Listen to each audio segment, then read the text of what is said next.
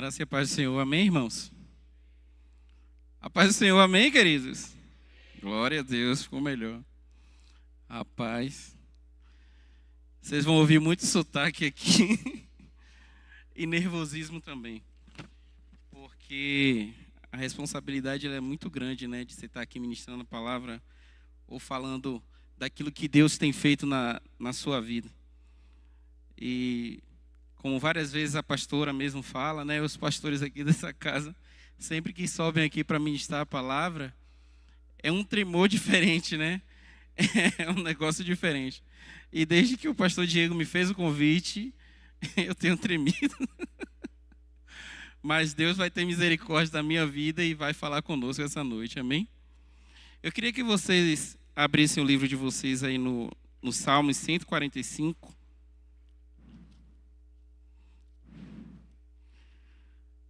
Antes de lermos, eu queria me apresentar, né? Porque eu acho que a maioria dos irmãos me conhecem, mas eu me chamo Tony, né? Antônio, mas a maioria das pessoas me conhece por Tony. E eu sou de Salvador, assim como o pastor Washington, aqui tem muito dendê. E minha família, eu e minha esposa Andréia, João, congregamos aqui nessa casa há aproximadamente 2 anos, para a glória de Deus. Vamos ler o texto? E eu peço que os irmãos me ajudem aí também, viu? Para ir passando o nervosismo.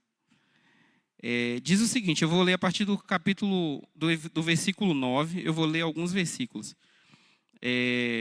Do versículo 9 diz o seguinte, o Senhor é bom para todos, e as suas misericórdias são sobre todas as suas obras. Aí eu quero que você vá para o versículo 17. Justo é o Senhor em todos os seus caminhos, e santo em todas as suas obras. Perto está o Senhor de todos os que o invocam, de todos os que o invocam em verdade.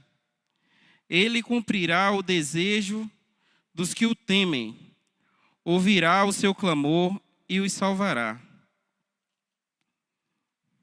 O Senhor guarda a todos os que o amam, mas a todos os ímpios serão destruídos. Mas todos os ímpios serão destruídos. A minha boca falará o louvor do Senhor, e toda a carne louvará o seu santo nome, pelos séculos dos séculos e para sempre. Aleluia. Podem sentar, irmãos.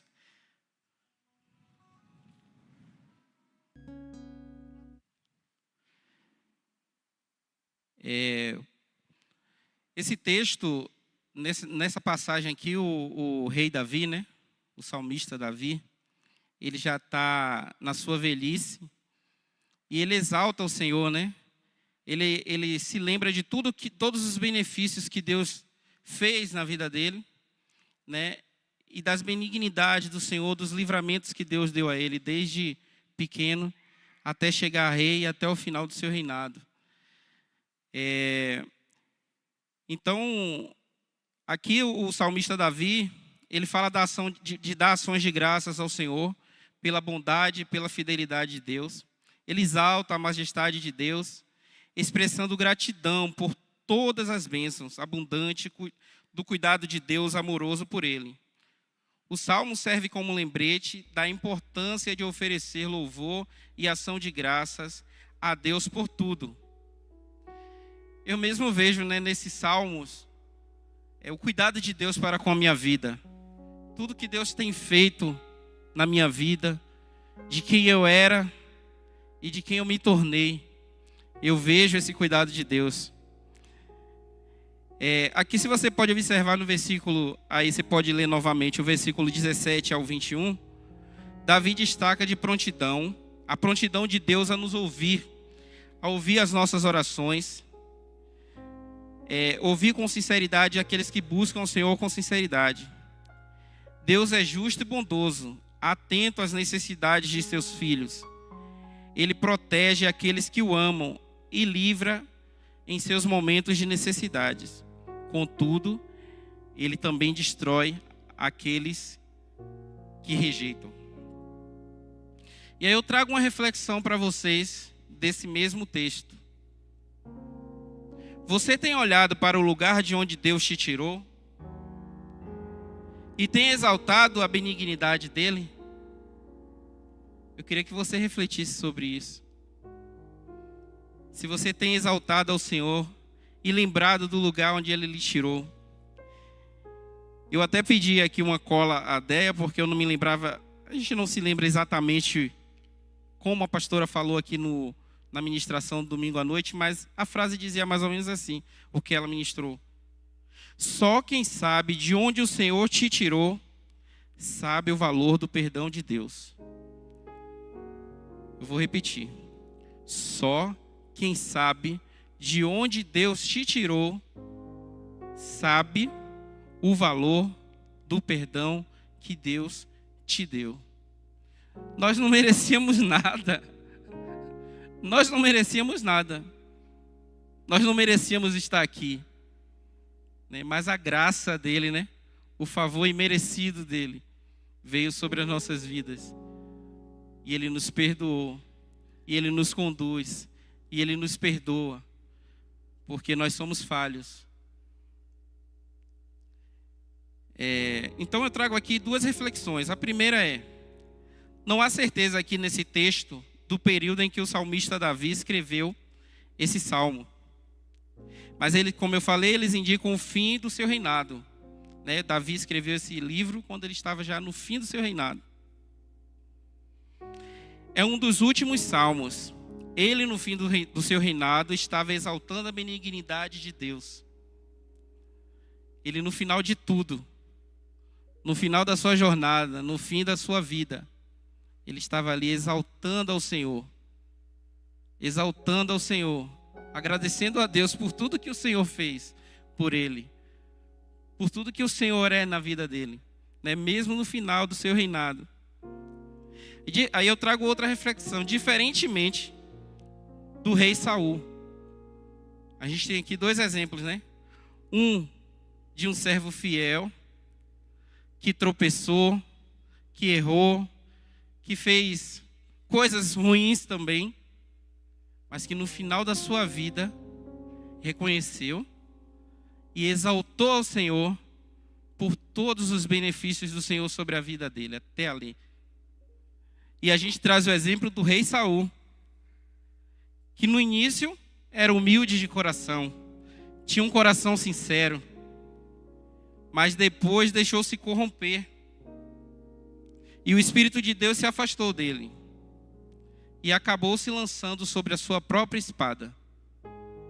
A que ponto chegou Saul? Um homem que cantava, que tinha um coração contrito diante de Deus, mas que depois de todas as benevolências que ele tinha, de tanta exaltação do povo, ele se deixou corromper por tudo aquilo e terminou ao fio da sua própria espada. Então lembre-se de exaltar o Senhor e agradecer a Ele por tudo que Ele tem feito na sua vida. Igreja, eu tenho certeza, volto a dizer, eu tenho certeza do cuidado de Deus pela minha e pela sua vida. Eu exalto ao Senhor por tudo que Ele me livrou e guardou, por tudo que Ele tem feito. E eu peguei esse texto de Salmos para contar um pouco da minha história, para contar um pouco daquilo que Deus fez na minha vida, porque eu acredito que vai edificar a sua vida. E eu, como qualquer outra pessoa, era um jovem comum do bairro popular de Salvador, onde aqui alguns lugares chamam de comunidade, Lá era periferia, lá a gente chama de favela mesmo. Favela, aí tem vários tipos de apelido que o povo dá, Bronco, favela, quebrada, e aí vai. Mas o Senhor me trouxe de lá. E eu, na minha infância, minha mãe resolveu vender tudo que ela tinha, vender a casa que ela tinha, tudo, móveis, tudo, e vir aqui para o estado de São Paulo. Na ideia dela, aquele eu tenho 38 anos, então isso vamos colocar aí uns 28, 30 anos atrás. São Paulo era o sonho de todo mundo. Não deixa de ser ainda. Mas antes isso era muito mais forte, principalmente para o nordestino. Era o sonho. Era como pensar em ir para os Estados Unidos. Para o nordestino era vir para São Paulo. Trabalhar aqui, fazer a vida, sustentar sua família lá. Né? E assim como foi com minha mãe. Minha mãe tinha irmãos aqui e botou na cabeça que ela viria para São Paulo e vendeu tudo. Brigou com meu pai, separou do meu pai, vendeu a casa e trouxe nós tudo na mala para cá. Assim que ela fez. E nós chegamos aqui e fomos morar numa invasão, né, que hoje ainda é uma comunidade aí chamada de Campo Limpo. Vai ficar mais para a parte central, o pastor Washington deve conhecer bem aí, perto do... Como é o nome daquele bairro que tem ali? Capão Redondo, próximo ao Capão Redondo. E nós fomos morar ali naquela comunidade. Minha mãe chegou, fomos ficar um tempo na casa dos nossos tios, né? Que assim a convidou. Só que nesse interim, um dos irmãos dela roubou todo o dinheiro que minha mãe tinha vendido, a casa, que tinha vendido tudo. Ele roubou todo o dinheiro. E a gente se viu no desespero. Dentro de um lugar onde a gente não conhecia, minha mãe com todos os seus filhos, com todo o dinheiro que ela juntou procurando uma casinha para comprar, não tinha mais. O que ela ia fazer da vida? Então minha mãe saiu com meu irmão mais velho, parecendo uma louca, em São Paulo, procurando emprego, conseguiram um trabalho. E minha mãe comprou um terreninho próximo a essa casa de uma dessas nossas tias e construiu um barraco de taipa, né? Um barraco de madeira, para nós ali vivermos, né? E não ficarmos sem um teto para morar. A gente passou um bom tempo ali aqui em São Paulo, mas a vida estava muito difícil para minha mãe sustentar a gente, para ela aguentar seguir a vida, e decidimos voltar para Salvador. Então meu pai, que era pedreiro, começou a trabalhar feito um louco, juntou dinheiro lá e pagou as passagens de ônibus nosso. De ônibus. A gente não tinha o luxo de andar de avião nessa época. E aí pagou uma passagem de ônibus para voltar todos os 3 filhos. Os 3 não, os 4 estavam aqui. E mais minha mãe. Nós voltamos para Salvador. Só que a gente tinha um teto para ficar? Não tínhamos. Porque minha mãe tinha vendido tudo. E meu pai só tinha o dinheiro da passagem, pastor. Era só o dinheiro da passagem. Então nós voltamos. Nós voltamos e fomos morar onde? Debaixo da ponte. Foi assim que eu vivi por muitos anos da minha infância. Embaixo de uma ponte. E quando chovia, a gente tinha que se abrigar nessa ponte. Quando estava o tempo mais quente, que lá não costuma chover muito, nós dormíamos em cima de uma carroceria de um caminhão. No bairro do Castelo Branco, talvez o pastor lembre do bairro. E no bairro do Arenoso. Tinham os caminhoneiros, né, esses caçambeiros que faziam os serviços deles e durante a noite eles estacionavam os carros tudo num terreno que tinha lá. Então minha mãe chegava com a gente, botava em cima dessa caçamba, forrava com lençóis e ali nós dormíamos. E nós ficamos aí por aproximadamente quase um ano nessa vida. Até que meu pai, novamente trabalhando, juntou dinheiro, comprou um terreno num bairro lá, uma invasão, e construiu outro barraco de madeira para nós morarmos. Nesse meio tempo, meu pai fazia de tudo, né? Ele sempre, como um pedreiro não ganha lá essas coisas todas, né? Pelo menos naquela época ele não ganhava. Então, ele fazia de tudo para poder nos sustentar, né? Até onde ele dava, porque ele tinha que sustentar ele, a casa dele e a gente. Então, a gente ficou esse período longo, morando na rua, passando muita humilhação. Não é fácil. Só quem viveu na pele sabe. Só quem já passou fome de verdade. Não é o fato de você estar com fome, sentir-se faminto e saber que ao você sair daqui, você vai entrar na sua casa e lá tem algo para você comer. Nem que seja um pão com um café, mas tem para você comer. É diferente daquela fome que rasga seu intestino e você não tem nada para comer, a não ser um copo com água e açúcar para beber, para poder passar fome. E assim a gente viveu muitos anos. Eu me recordo que lá tem não sei se vocês conhecem, tem uma fruta chamada biribiri. Ô, bicha ruim, até o nome é feio. Ela é desse tamanho aqui, assim, na espessura de um dedo, verde. Mas é mais azeda do que limão. Bota um limão 3 vezes aí, é ela. E eu lembro que a gente estava com tanta fome, mas tanta fome, eu e minha irmã, nessa época, meus 2 irmãos mais velhos não moravam mais com minha mãe, voltaram para morar com meu pai, né? E com minha avó, no caso, que meu pai morava na casa de minha avó. E a gente chupou aquele biribiri a noite toda, eu e minha irmã. Pensa, a gente tinha como tinha muitos ratos lá em casa, a gente pendurava as comidas, os alimentos, num gancho, assim, no teto da casa, né? Botava um gancho, porque era o único lugar onde o rato não entrava. E os pães que tinham ali naquele saco, eles estavam mofados, já esverdeados. Quando eles estavam mofados mais ou menos, a gente tirava o miolo e comia. Quando eles não estavam a ponto de dar para comer, era descartado mesmo. Então a gente estava nesse ponto, o pão não dava para comer nem ele mofado. Nós então ficamos chupando biribiri, eu e minha irmã, a noite toda. Nós passamos mais de 3 dias com os dentes sensíveis que a gente não conseguia comer nada, mastigar, porque doía os dentes, de tão ácido que era aquele negócio. Mas foi o que sustentou a gente, chupar biribiri e beber água. Era o que a gente tinha para comer. Mas eu exalto o cuidado de Deus, mesmo naqueles momentos difíceis com a gente, porque sempre tinha alguém que ia lá e nos acolhia, que nos dava alguma coisa, que nos levava um mantimento, né? A gente passava as dificuldades, mas o Senhor, eu tenho certeza que era comigo ali, era com minha família, né? E depois de um tempo, eu voltei para morar com meu pai.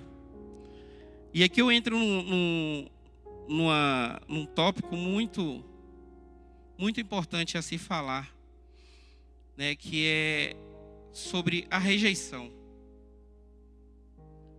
Eu tive uma rejeição paterna. É duro. É difícil conviver com a rejeição. E meu pai, eu não sei, eu hoje sei o motivo pelo qual meu pai me rejeitava tanto. Porque depois do falecimento dele, minha tia me contou o que foi que aconteceu. Mas eu já tinha liberado perdão para meu pai, né? Mas meu pai me rejeitava muito. A ponto de, nesse período em que eu fui morar com ele, porque minha mãe já não tinha mais condições de cuidar da gente, nós morávamos num barraco, pastor, que era aproximadamente dessa caixa de som aqui, eu acho que eu estou exagerando. Era daqui para ir para esse violão. Se era muito isso aqui, era um quadrado desse tamanho aqui, com uma porta aqui, onde passaram na época um coisa de esgoto lá e colocaram um tubo, né, dentro de casa, que era onde eles faziam toda a parte de esgoto, né? A prefeitura. E era ali onde a gente fazia nossas necessidades fisiológicas, né? E onde a gente também tomava banho, bebia água, porque era onde ficava a torneira. Então, a gente fazia tudo atrás de uma porta. Tomava banho, fazia as necessidades fisiológicas, tudo que você tinha que fazer, que mexia com água ou necessidade fisiológica, era ali. Ao ponto que a gente estava passando muitos apertos com minha mãe. Minha mãe estava tendo alguns problemas psicológicos. E o conselho tutelar obrigou meu pai a ficar comigo, né? Porque ele queria ficar apenas com minha irmã. Ele só queria ficar com minha irmã. Ele foi até o conselho tutelar, me pegou na casa da minha mãe, me levou para o conselho tutelar e disse: eu vou deixar ele aí, vocês ficam com ele. E os conselheiros obrigaram ele a ficar comigo. Você vê, eu tinha, 8 anos, 9 anos, mas isso me marcou. Eu acho que se eu tinha 9 anos era muito. Isso me marcou. A rejeição do meu pai. Por que eu era rejeitado? Por que tanta rejeição? Né? E trazendo esse texto de rejeição, eu venho aqui para um texto muito conhecido, que é Isaías 49:15. Se você quiser abrir aí, você pode abrir a sua Bíblia, mas eu vou ler aqui rapidamente. Diz assim: haverá mãe que possa esquecer de seu filho, que ainda mama, e não ter compaixão de quem o gerou?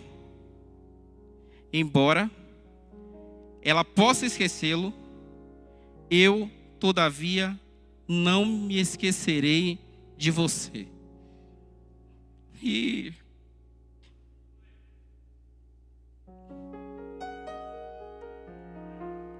eu posso ver o cuidado de Deus, sabe? Ele não esquecia de mim, ele não esqueceu de mim. Ele não esquece de você não, irmão. Seja qual for a situação que você está passando, o Senhor, Ele não esquece de você. Ele está com você.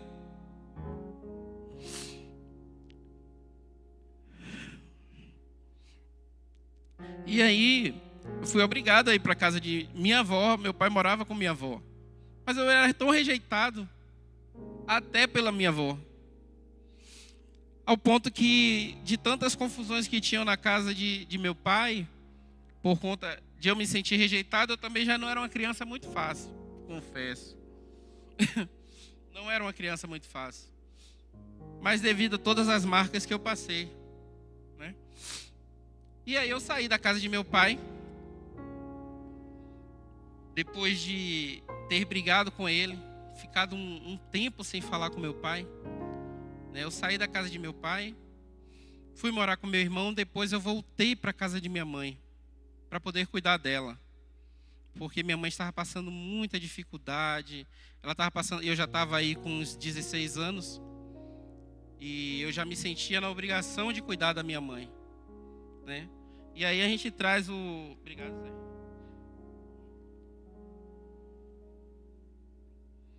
E aí é que eu venho para o livro de Efésios, no capítulo 2, ou no capítulo 6, desculpe, o versículo 2. Se você puder abrir aí.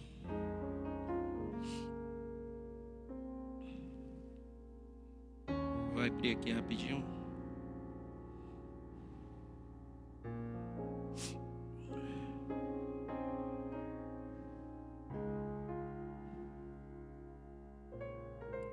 E diz o seguinte, muito conhecido também: honra a teu pai e a tua mãe, que esse é o primeiro mandamento com promessa, para que te vá bem e viva muito tempo sobre a terra. Eu não tinha conhecimento da palavra de Deus, mas eu voltei para cuidar da minha mãe, para honrá-la, mesmo depois de tudo que minha mãe tinha feito. Minha mãe fez isso, fez aquilo, meu pai fez aquilo, vou deixar lá. Eu voltei para cuidar da minha mãe. E cuidei muito tempo. Minha mãe, ela teve problemas psicológicos, ela ficou meio doente da cabeça. E eu com 16 anos tinha que acompanhar minha mãe aos hospitais psiquiátricos para poder cuidar dela, fazer internação.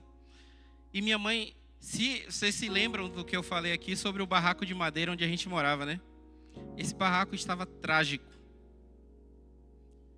Telhados todo quebrado, porque um vizinho tinha um cachorro que pulava em cima do telhado lá de casa. E o telhado estava todo quebrado. Minha mãe estava numa situação deplorável, morando dentro desse barraco de madeira. Lixo para todos os lados. E eu fui lá e cuidei da minha mãe, né? Nesse tempo em que eu estava morando nesse barraco de madeira, o Senhor colocou duas pessoas muito importantes na minha vida. Que essas duas pessoas, se eles estiverem assistindo aí, se chama Lúcia e Edmundo, um casal. E aqui eu entro no texto de adoção, que esse pai de amor resolveu me adotar. Ele, pela sua benignidade, resolveu te adotar. Que merecedor nós somos, vermezinhos, povozinho. Mas Ele nos adotou. E aí, eu venho para a palavra de Romanos, no capítulo 8, versículo 15. Que diz o seguinte: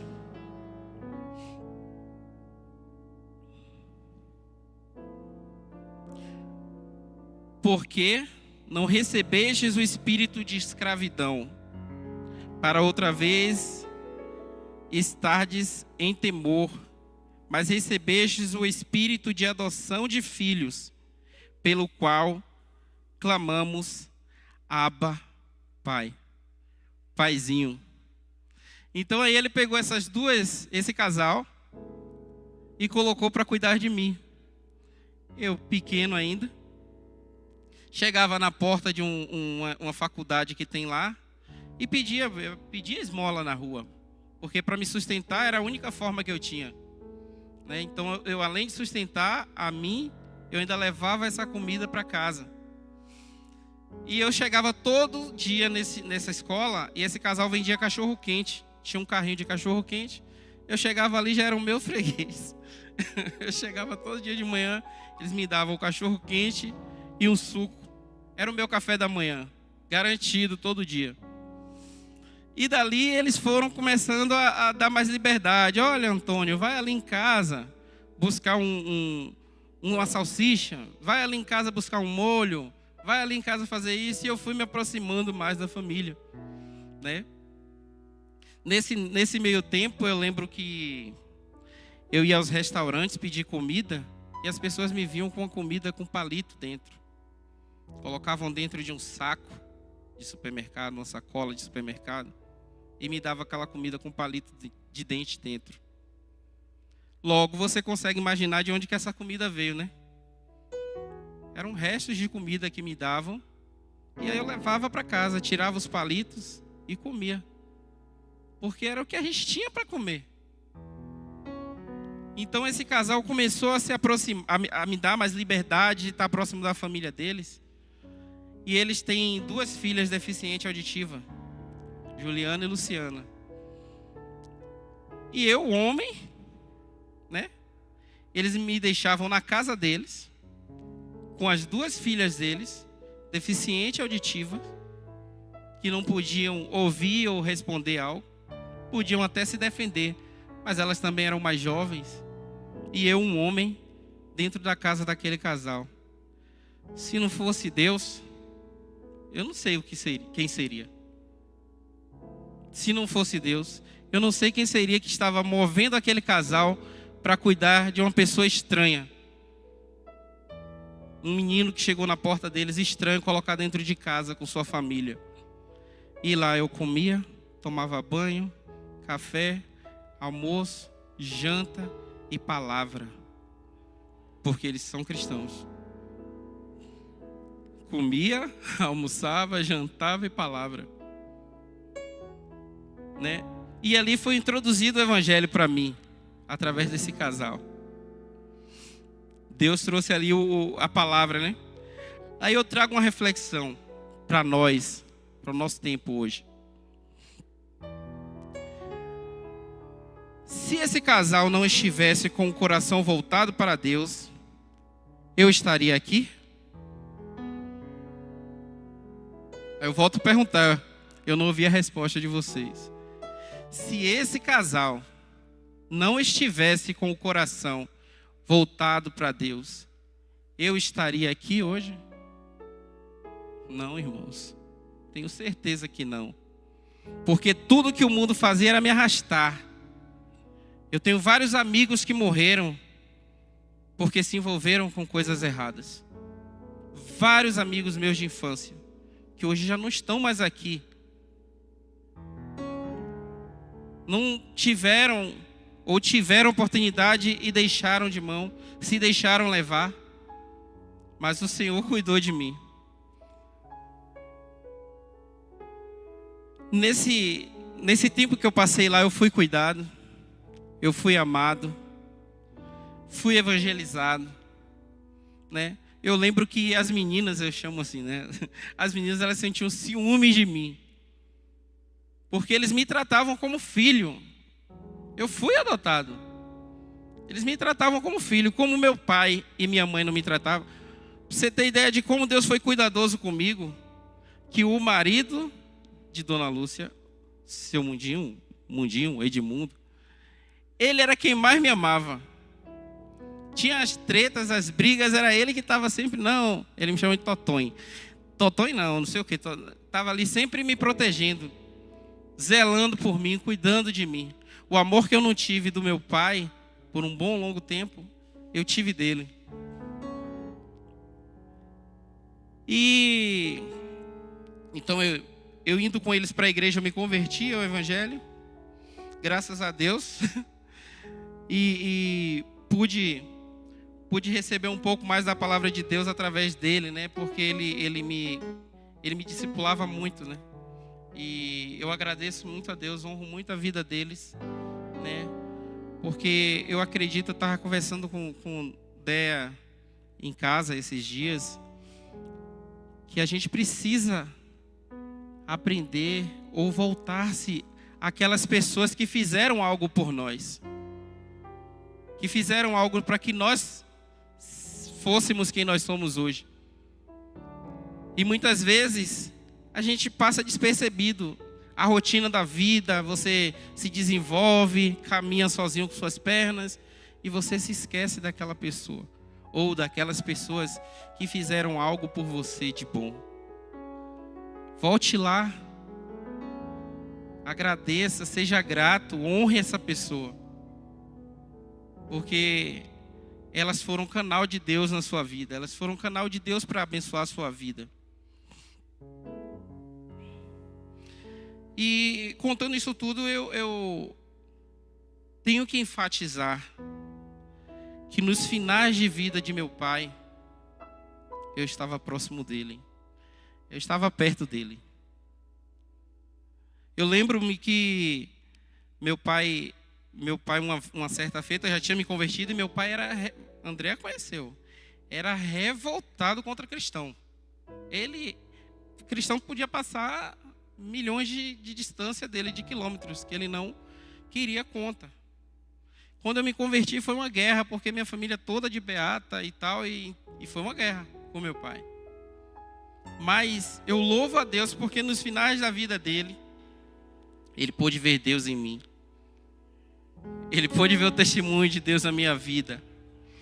E eu me lembro que uma vez nós estávamos na casa do meu pai, não lembro se estavam todos os filhos, mas estávamos na casa dele, sentados na cama dele, ele sentado de canto, os filhos sentados assim, e minha sobrinha estava pequena, e ele falou a seguinte frase, que eu só fiz chorar. Eu tenho uma coisa para falar. Ele era assim, né? Eu tenho uma coisa para falar. Pode falar, meu pai. Eu queria aqui falar que você tem sido o filho que mais me tem dado alegria.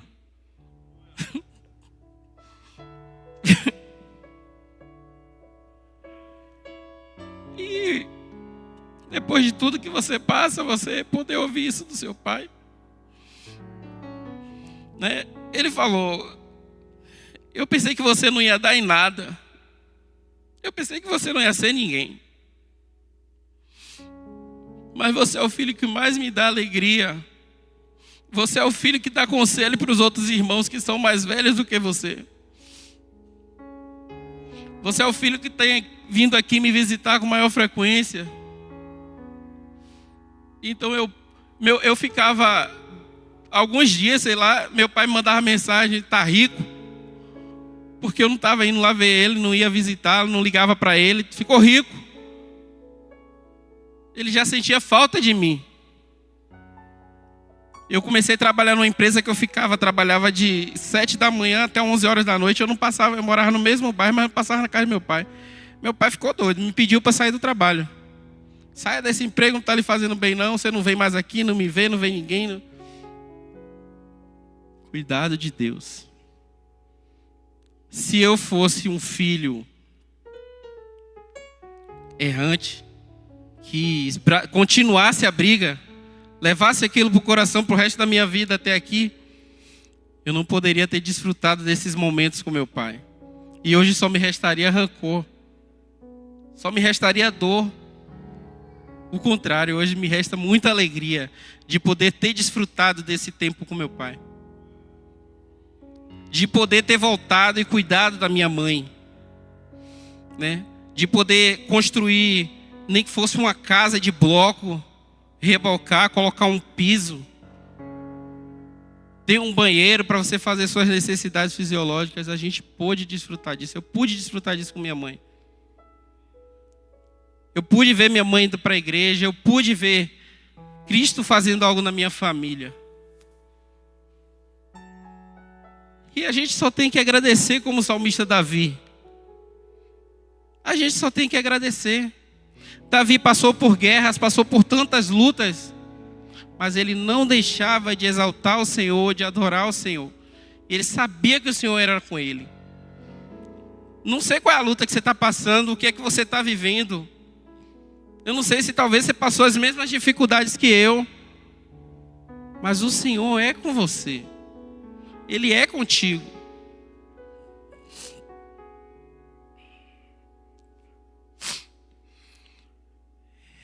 Eu trago aqui uma palavra que diz o seguinte, uma reflexão também. O quanto você tem sido grato a Deus. Às vezes nós viemos à igreja e parece que não sabemos o que estamos fazendo aqui. Você sai de casa, hoje é dia do culto, tá bom. Toma um banho, come alguma coisa, coloca uma roupa e vem. Chega aqui, senta, louvor rola, palavra rola, e você sai e está tudo normal, um ciclo, virou uma rotina.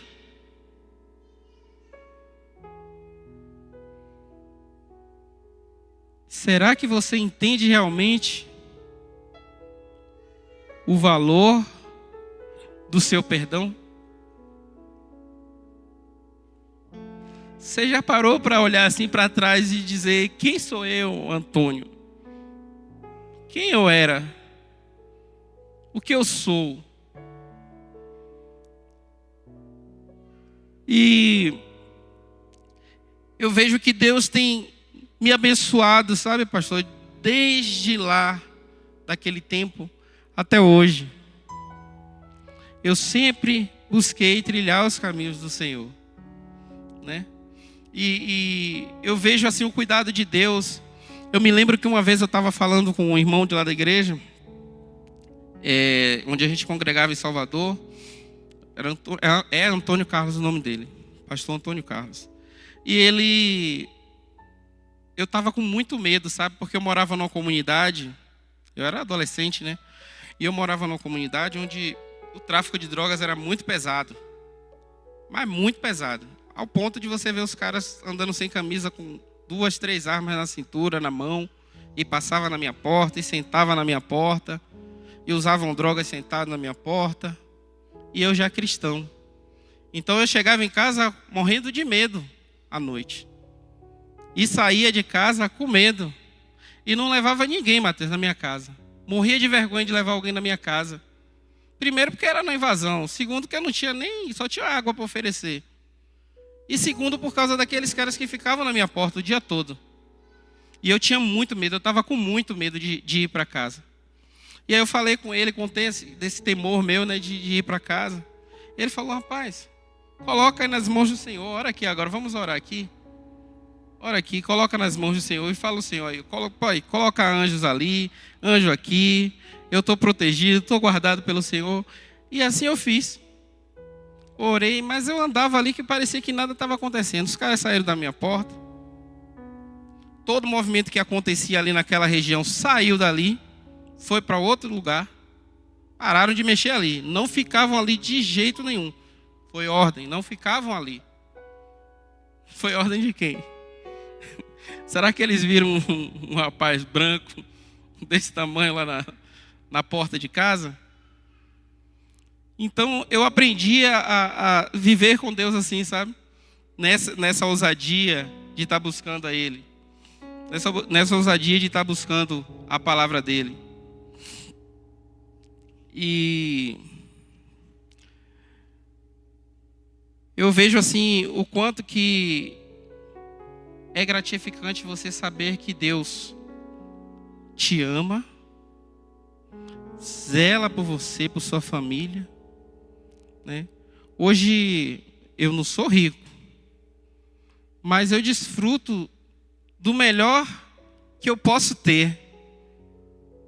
Né? Hoje eu tenho coisas que muitas pessoas desejariam ter, o Senhor me deu, e eu sei que é dele. É isso que é importante, é você saber que isso tudo é dele. Foi ele que te deu. Né? Então, de tudo aquilo que eu vivi, hoje, graças a Deus, eu vivo uma vida equilibrada, financeiramente, graças a Deus. Tenho uma família abençoada, tenho um filho e uma esposa linda, né? Tenho cuidado de Deus na minha família. Deus me deu uma esposa temerosa ao Senhor, que serve a Ele, que busca a presença do Senhor. Se isso não for cuidado de Deus, eu não sei o que é. Você poderia me dizer? Eu não sei. Eu só entendo que isso é cuidado de Deus. Né? E eu tenho certeza da adoção dele.